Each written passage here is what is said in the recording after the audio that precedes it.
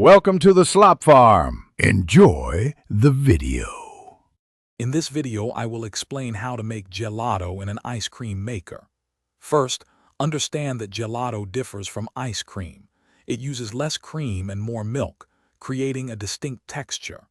The churning process is also slower, incorporating less air. This results in a denser, more intense flavor experience. We'll cover the simple steps to achieve this delicious treat at home. Next, let's prepare the base. Combine your milk, sugar, and chosen flavorings like vanilla bean or citrus zest in a saucepan and heat gently. In a separate bowl, whisk your egg yolks. Slowly pour a small amount of the warm milk mixture into the yolks while whisking constantly to temper them.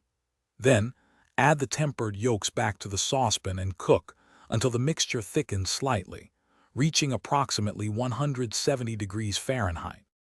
Once your base is ready, it's crucial to chill it completely for at least 4 hours or even overnight for best results. A well-chilled base ensures proper churning.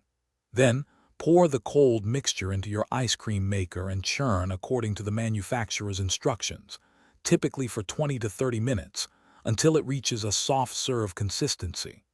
Finally, transfer it to an airtight container and freeze for another 2 to 3 hours to firm up. To enjoy your homemade gelato, let it sit at room temperature for about 5 to 10 minutes before scooping. This allows it to soften to the perfect consistency. Serve it in chilled bowls and feel free to add your favorite toppings, such as fresh fruit, a sprinkle of nuts, or a rich chocolate sauce. For more great deals and to check out the Shark AI Ultra Robot Vacuum, which offers voice control and self-emptying for a pet-friendly clean, be sure to look at the link in the description below.